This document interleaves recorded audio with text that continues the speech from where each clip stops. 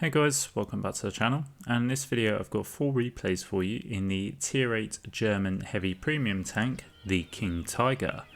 So I will go through sort of the replays and also some statistics, but top right hand corner is coming up. You'll see what I run on this tank. So I've got vents, gun rammer and vert stabs on the equipment of this tank. And on the perks I run ball leader, rapid reload, sixth sense, steady aim, snapshot, situational awareness, trap mechanic, clutch braking and armour angling. So 4 replays to come, and the first one here I'm on Berlin, which is quite a suitable map for the King Tiger. So obviously being sort of it's fairly good at side scraping, like most German heavies are. So city maps like these are perfect. You sort of the buildings to side scrape off, and you sort of bounce those shots while you're putting shots in. So the King Tiger then, there's some. It's basically this is just a premium Tiger 2. But the rate of the fire, of the King Tiger is better. We've actually got a 10.5 second reload over the Tiger 2, which has 10.9. The aim time is 2.5 seconds, which is more than the Tiger 2, which is 2.2. So it's not so great in terms of aim time, but your accuracy is actually 0.34, which is compared to 0.31 in the Tiger 2, so it's a bit more derpy. And your accuracy during turret rotation is 1.04 compared to 1.06, so stands up okay on that. Your traverse speed is 26 degrees per second and 28 on the Tiger 2, so it's 2 seconds slower on that. Your signal range is 620 on the King Tiger, whereas it's 710 on the Tiger 2. So, and you've also got 50 hit points less than the King Tiger on the King Tiger than you have the Tiger 2. So there's less detectability on the King Tiger. So yeah, it's a bit of a strange one, if I'm honest. So yeah, I mean, here we can see on Berlin that we've not had too bad a start to the game. We've managed to pick up a kill. We've got 2.8k damage, and you can see here we were just using sort of the cover and the buildings here to side scrape, and like I say, this tank does do that job very, very well. In a sense it's exactly the same as the Tiger 2 and how you would play it. Like I say, there's only a few subtle differences to bear in mind. My thoughts, I mean, the gun is quite derpy, and you do feel it a lot. Again, it's had sort of same buffs as sort of all the it's same as the Tiger 2, the Indian Panzer, that slight alpha increase, which it's good to a certain degree, but like I say, you can sort of start feeling that little bit of derpiness, which for me, I'm not gonna lie, I preferred sort of before, where you had sort of the better accuracy and the slightly less alpha, but that's just me. I guess my preference has always been sort of DPM over sort of alpha. It's great to have both, but obviously if you have both, that kind of makes the tank a little bit broken or overpowered. So you've got to sacrifice one for the other, really. But yeah, so coming to sort of the end of this replay then, and we've had a fairly decent game, to be honest. We've sort of 4.7k damage with 2 kills. Can we finish off the artillery? No, unfortunately we are BRT'd the shot. I think we hit the back of the Mantis. I'm going to try and go for the ram if we can, and we actually managed to get it with a little love tap there, picking up our 3rd kill of the game. So we get the win there. We actually come top of the board with 4.7k damage, and we picked up 3 kills in the process, and about 2.3 blocked there, and we picked up the first class as well. Should mention as well, that I do actually have. Yeah, I don't run sort of a fully skilled crew at the moment on this tank. The crew setup I did post up was, my preference to what I would run if I had all those skills available to fill in. So yeah, at the moment I was running a 6 perk crew on this.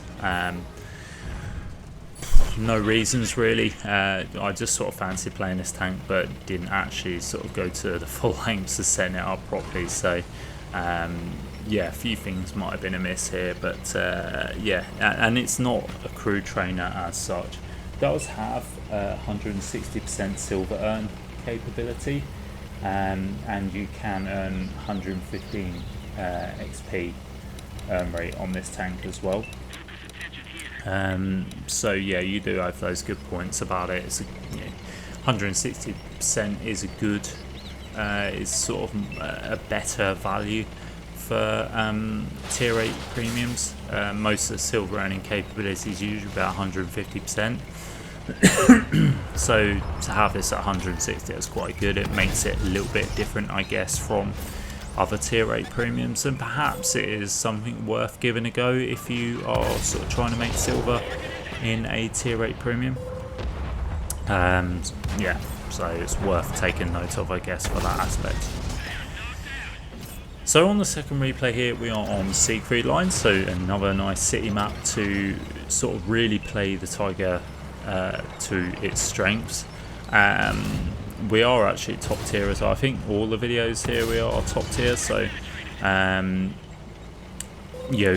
playing in tier 10 games, yeah, like most other tier 8s, it's going to struggle. I'm class the King Tiger as a strong tank. Yeah, I wouldn't class it as a tank that can hold its own in tier 10s. Obviously in the right hands, if people really click with this tank and can make it work, then yeah, of course you can have those really decent games in tier 10, and then of course people that have the confidence and really click with the tank can make it work in tier 10 games.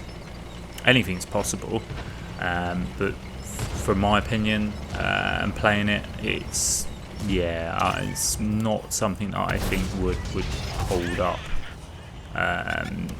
very well. I just think the problem is the turret face can still be sort of penned, and if you slightly angle the turret, you kind of give the side. It's quite a long turret, so as soon as you turn it slightly, you're going to reveal quite a bit of your side of the turret, which people will pen through no problem. Yeah, even tier 8, so that is something to be careful of when you're sort of facing tanks. Keep that turret straight on to them. Don't give them a little bit the side of the turret, because then they will sort of penetrate through it. So the game's kind of even at the moment, but we are kind of getting surrounded here, and we do take quite a few hits of damage there. We do sort of return a few shots in favour, trying to see if we can squeeze a shot into that Rhino, which we do. That Rhino's just completely bypassed us and gone somewhere else. We've got the 112 and the King Tiger to contend with here. I was going to go for the 112 because he just fired. I'm surprised that shot actually penned, because he was sort of quite well angled, so I thought that would actually bounce. King Tiger's put a shot into us, that's fine. We're going to trade that. We're going to try and get the shot in, which we do, picking up our third kill of the game. We're going to see if we can squeeze a shot into this tier 7, the VK302, which we do, putting him onto a one shot now. But yeah, this game is starting to not go in our favour. We're sort of 2 tanks down here. Decided I'm going to help our 112 here and try and finish off the enemy 112. Just figured this guy's on his own. Me and this 112, we can gang up on this enemy 112 and hopefully get rid of him. Unfortunately, we take a shot from a tank, so I think it was a Scorpion G that was just on the left hand side, which is really unfortunate. And unfortunately, we bounced the shot onto the 112. We do put him onto a one shot here, but unfortunately we get taken out by the Scorpion G that's behind, and unfortunately it just doesn't really go according to plan. if that Scorpion G wasn't there, I'm confident we could have taken out that 112, and maybe perhaps the game could have changed, but it doesn't, and yeah, unfortunately we end up dying. So what I'm going to do, guys, I'm not going to sort of let you, I'm not going to bore you with the rest of this. I'm just going to skip through to the end results and see how we got on.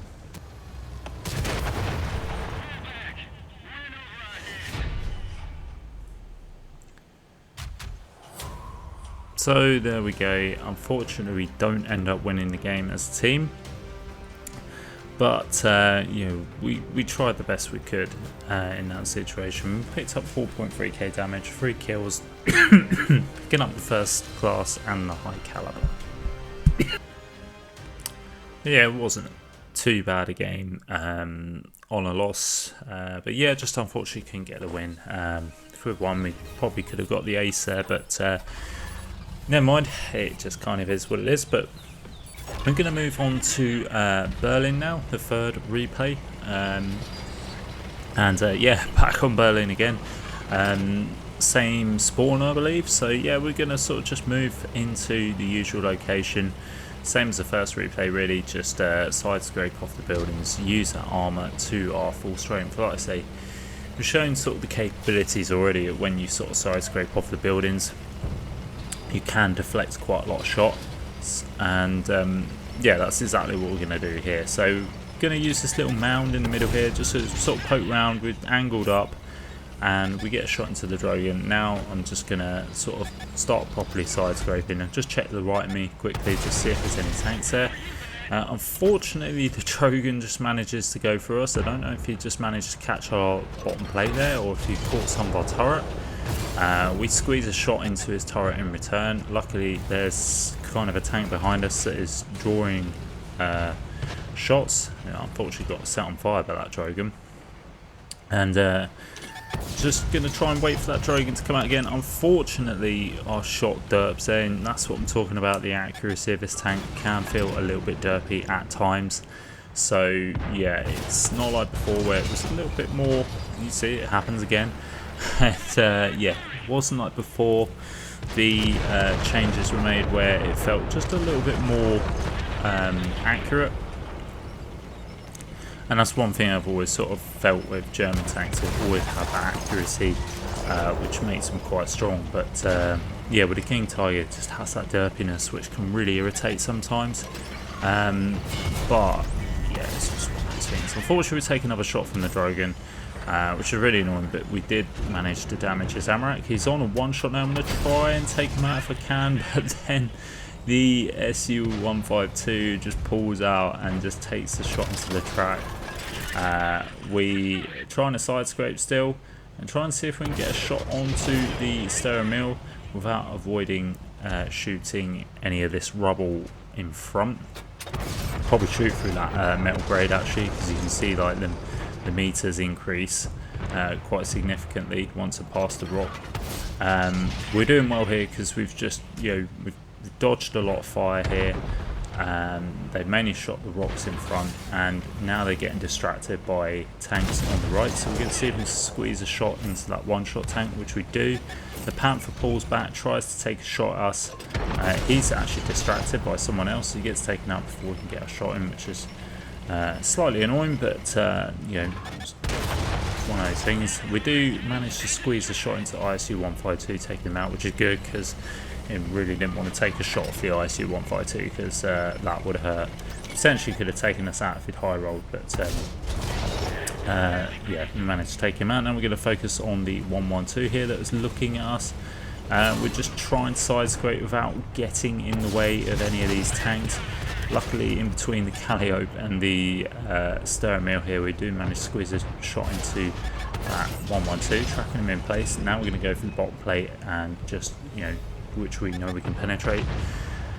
And yeah, just hoping this 112 is trapped in place, which he is. Unfortunately, just bounced there. I don't know if that just hit his upper plate or if that just bounced off the lower. I'm not sure. But we're going to try and squeeze in another shot here. We just don't want to take a shot off this 112. And luckily, it gets taken out, so that means we can start moving on now. You see this BZ here. I'm going to try and trying to see if we can line up the shot. He's just shot our Callio. We squeeze the shot in, hitting the track, but we don't do any damage there. We just want to get our shot off just to sort of pin him in place, basically. Try and do something, perhaps pick up some track assist. Now he's poked out and he's looking at us. I think he's just firing HE there, which is so that doesn't quite fully penetrate, just does splash damage, which is okay. Probably why that Callio got taken up, because he's just sort of firing HE. Would probably penetrate the Callio, no problem, but he's angling up well, so I'm not able to get a shot on him at the moment. But then he pokes out, so we get a shot into his lower plate. He tries snapping a shot at us, but with that BZ it is very derpy, so it wasn't going to hit in a million years unless he got very lucky. We're hiding our tank best as possible. Now the BZ is actually focusing on someone else, or he's just tucking in there, so we've just got to try and be careful. We do sneak another shot in, putting him onto a one shot. Can we finish him off? He's going to try and get a shot into us, and luckily we managed to take him out without taking any shots in return, picking up our third kill of the game, just under 4.9k damage. And a nice end to another game on Berlin there, where it goes really well, and we end up blocking 2.5k damage as well. So again, using that armour to its effect when side scraping. We pick up the first class there. Maybe a few more kills might have got us the ace, but yeah, that's the problem. The damage can sometimes just go away from you, and that sort of longish reload yeah, can make it a little bit awkward to try and get as much damage as possible. But now we're in the fourth and final replay here, and we are on Fietful Ridge, and we're going to make our way down to the brawling zone in roughly sort of G3 area, you know, sort of just that spot there. We notice there's only 2 tank destroyers per team, and only 1 artillery as well, so I'm confident that I can sort of take this position and actually start brawling without the worry of getting sort of whacked by TDs that might be sort of sitting in the back there. So yeah, that's my hope anyway. I'm going to sort of make my way over there.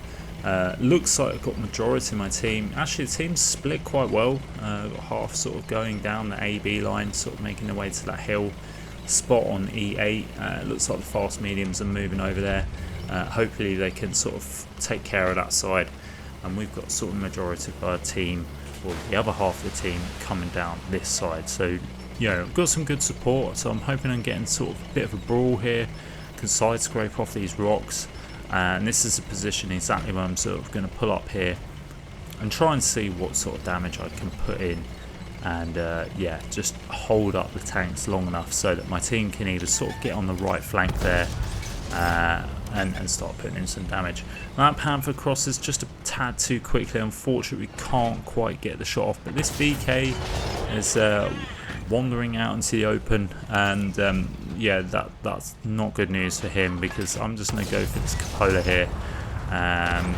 This VK is just sort of yeah, this is not the right play for a VK. You don't want to be out in the open like that. It really should be hugging, same as what I'm doing, just hugging these rocks, coming over sort of real close to the rock line there, so we can just get up to the brawl zone and start putting in, you know, just basically brawling with me. If it's sort of done that, you know, I probably wouldn't have stuck around here, because, you know, brawling with a VK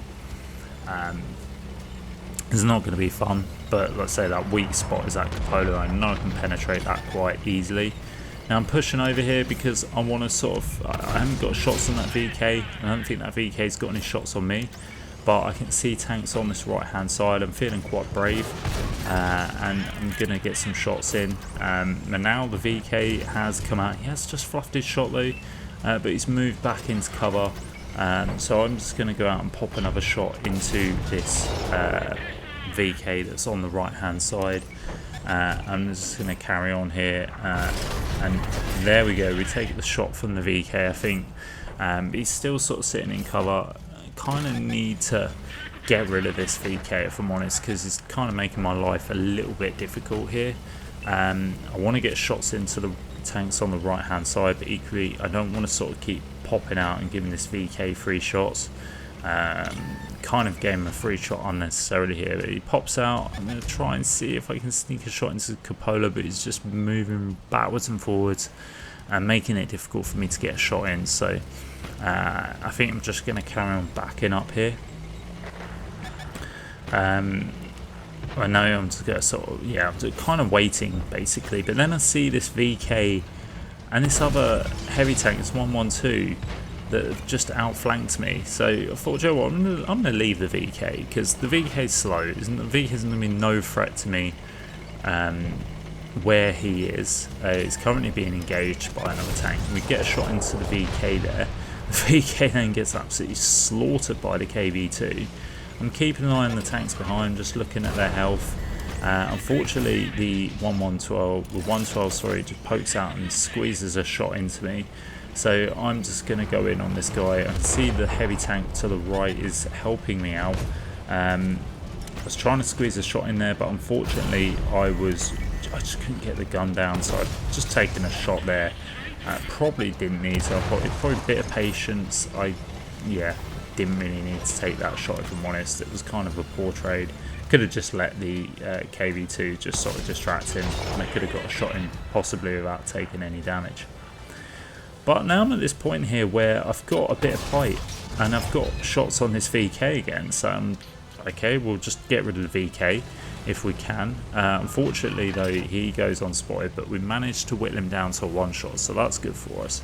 We're up to 3.6k damage already with 1200 assists, so you know, it's been a nice game to start off with. I've only got 439 hit points, which isn't ideal, but even against the VK, you know, we can take a shot against the VK. You know, we're pretty much a two shot to that VK. We're probably a two shot to most tier 8s on the enemy team, but we can potentially take 3 off of the tier 6s. So not all's lost. We can potentially take another shot. The VK gets taken out there by our friendly artillery. The scores are quite even. It's 6-5. It's a close game. Now I'm going to push in on this tier 6 medium tank, which doesn't know it, but is going to be in a bit of trouble here, because again, I'm not going to have too much issue coming up against the Skoda. Again, being very confident, but I want to take out this Skoda, snap a shot in there, and this is where I start angling the Armour. You know, the Skoda's panicking, he's trying to squeeze a shot in, and yeah, we've just bounced all his shots quite successfully there. Their artillery tries getting a shot in but misses. I'm sort of saying to my team, we need to defend the base because I know that the medium tank is up on the AB line, probably moving in, and I've got this funny feeling that I feel like if we don't go back, we're going to get capped out, and I don't want to get capped out. And yeah, I'm having a good game, and you know, the last thing I want to do is lose the cap. That's never fun when that happens. So I decided I'm going to move back, and I'm going to probably play off the artillery a little bit. I know if anybody's coming over the AB line, they'll probably get spotted up by the artillery first. So the artillery is full hit points, so I can possibly stay here and just cover off the artillery if he gets rushed by anybody. Then I notice this Hellcat coming over this side and is gonna cause problems to our tanks that are pushed up there, who are taking out artillery, but now they've got this Hellcat behind them. So I'm gonna cover them off. I'm gonna get a shot into that Hellcat, take that Hellcat 105 out, so now they don't have to worry about getting shot from behind, because there's potential that they're probably being put in a cross shot or crossfire there, or would have been, because I'm assuming that there's a tank destroyer up on that hill, near their spawn, which is more than likely because it's where most tank destroyers sit on this map. So I didn't want that Hellcat to put them in a crossfire with their other remaining TD. Well, I don't know where that TD is, but that's my strong suspicion it's going to be there. I've no idea where this medium tank is. I was kind of suspecting that it would have been in the cap by now, so I thought, Joe, I'm not going to venture into the cap, because if they were going to cap, they would have done it by now. So artillery is sort of back there on the A line as well, and has not lit anything up. So it seems to me that the only viable place that these remaining tanks can be is up on that hill. So I'm gonna sit here and I'm gonna wait, and there we go. You see a full health Chimera up on the hill there, and there he is with his friendly tank destroyer. Unfortunately, I can't get any shots in here where they are at the moment, so I'm going to try and reposition, as I want to get some more damage out of this game if I can. I'd love to get some shots into these tanks, but at the moment they're just being sort of well hidden. Unfortunately, I've been lit up there, which I was really surprised at. Didn't think I would get sort of spotted this far away. Unfortunately, try snapping the shot into the tank destroyer there, but backing up the elevation of the ridge just points my gun right down, and I just fluffed the shot.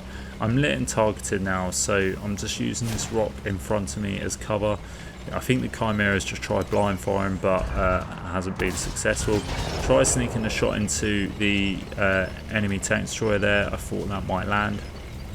Now I'm getting a little bit impatient here, and I'm just thought, you know what, I'm just going to go for it. The 88 gets taken out by the Chimera. I don't feel like this game is in the bag. Full health Chimera. Luckily our artillery takes out the tank destroyer. I'm still getting targeted here. I can't spot this Chimera, and I'm weaving side to side just to try and deflect the shot in case the Chimera decides to take the shot. I've got tank destroyer behind me, but then I'm not entirely sure what this Chimera is doing or what play is going to make. The tank destroyer behind me is tier 6, and he's a one shot basically, so he's pretty much no use. KV2 is sitting at the back there covering me to a certain extent, but a KV2 is derpy, and a KV2 doesn't really snipe well, and I'm kind of suggesting that the TD and the KV2 get in the cap, because my plan here is to just basically be a little bit of a roadblock, and the Chimera would have to be forced to take me out. And at least if the KV2 and the tank destroyer are in the cap, and you see the KV2's got in the cap, but if the tank destroyer gets in there, they put cap pressure on. You can see what's happening now. This Chimera's basically going to rush me. You can see I'm sort of a one shot or two shot basically. Comes rushing in. Now we get a real strike of fortune there, and that really works out well in our favour. If we hadn't set him on fire, that could have maybe been a little bit in the balance.